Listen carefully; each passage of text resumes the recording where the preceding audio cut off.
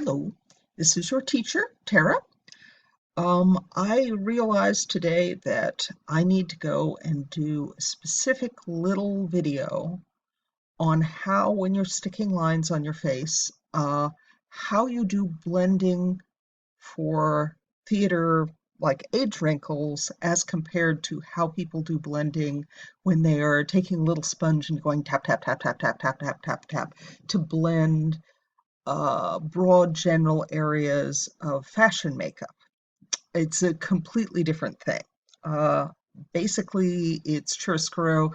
You see me do this dozens of times in all three of the age videos that are ones where I'm doing me. Um, but I don't talk about it that much while I'm doing it. And so maybe I thought today I would make it clearer by going and doing the most extreme version of a demonstration I can do. Now, because a couple of you are having trouble with it and it'll be easier. In a regular class, I do it on my arm and I show it to everybody. I go and do it. I clean off my arm. I do it. I clean off my arm, and then I go around the room and do that. But since we're online, that's trouble. Also, since I'm home, there's another trouble. I don't actually use makeup at home. So the only thing I have is this brand new thing that I bought and just thawed out of the refrigerator that is a sort of extreme makeup palette that I want to play with uh, at work sometime. So I don't actually have face colors that look natural, but I think that will be useful because what I can do is I can try and draw lines on my face in the most extreme black and white possible, and then you can see what I'm doing.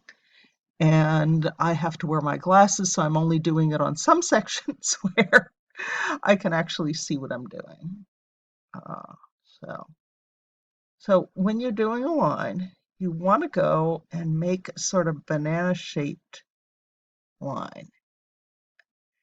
So as you're using your brush, you're going to want to apply your brush in this flat fashion so that you're always making it into this extremely flat chisel-like shape so that you can go skinny ways on the spot where you want to draw your line. And then you can gradually make it wider in the middle. So this is my shadow color, and I'm making it a little bit more banana shaped on my nasolabial fold. Pulling it into here. Since you guys have been doing Happy Age this week, I'm going to perk it up and do like that. But that's part of that. Then, stopped. When did it stop? No, it didn't stop. It stopped and started? I don't know what's going on. I'll try it over again later if it doesn't work. So the next part is I can do that with that sharp thing. Pull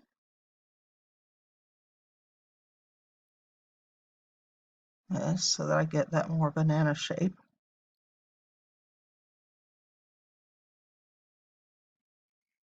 On there. Now, you'll see this is pretty rough.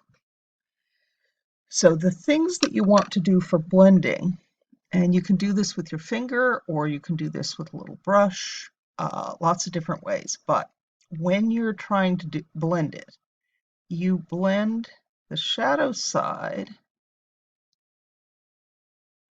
outwards so that it fades in that fashion. Again, continuing with that banana shaped thing.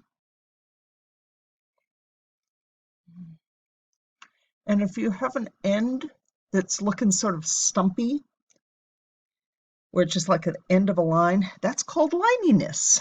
And this is something that you have a lot of trouble with in makeup when you're new. And one of the cures for it is to take your finger and ever so gently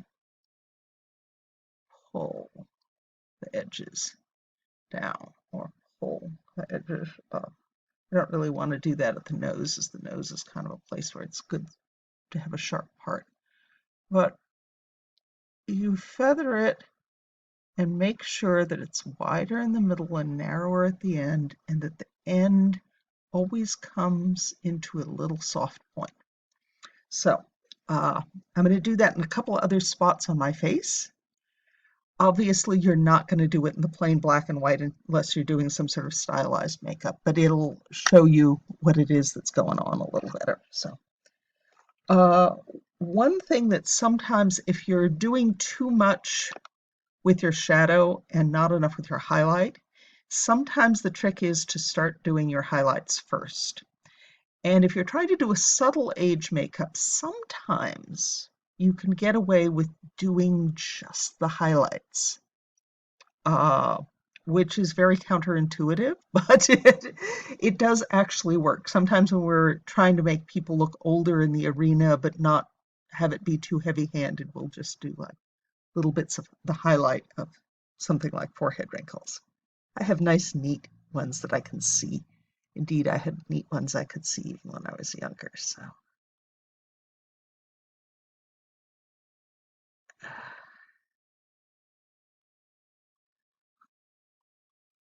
you can see where I've put them is, on my case, I'm putting them where I actually have a natural one.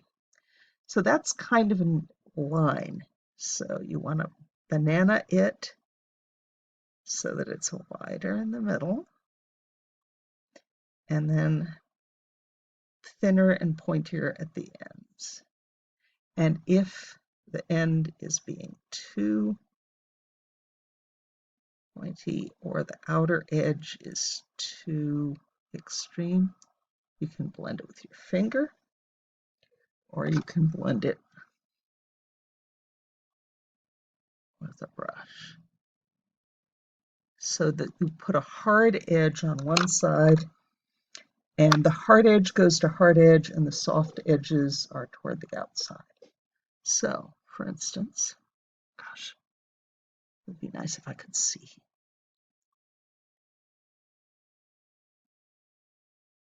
I'm so grateful that I got videos of my live demos before my vision completely went. So I've got my shadow. You can see I'm making it as skinny a line as I can by doing that trick with the brush, where when I apply, I'm always flattening the brush to get it to be super, super skinny. Also, as you're cleaning your brushes and doing stuff, always leave a little bit of the soap in that you use to clean it at the end and let it dry in that blade-like position, and it'll help hold them so that they don't get fluffy. You want fluffy brushes for fluffy purposes, but for putting in highlights and shadows, you really, really want to go and have sharp edges. So you get yours sharp, and then you can turn the brush to be more horizontal,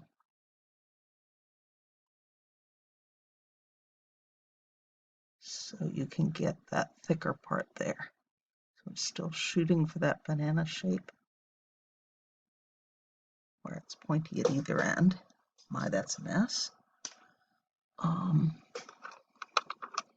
And then you can use either another brush to make that outer edge soften up, or you can use a finger. And the important thing when you do a finger is you follow the contour, and don't, whatever you do, don't do what I'm just about to do. Don't blend like this. See, it just completely blows it. What you want to do is you always want to blend in the direction of the thing you're going. And if it goes like this where it goes too far, you just find a clean finger and wipe off some more. So you're always trying to make it have that banana shape, pointy at either ends, and that the part where the dark and the light come together, those are supposed to be very sharp, but all the outer edge should be kind of soft. So you're getting the impression of a little indented line in your face. Okay, so that's how those work. When you're doing things that are like a soft area, like say my jowls here, then you can go and do the wide, like something like that, and then you can do the thing that's more like what you do in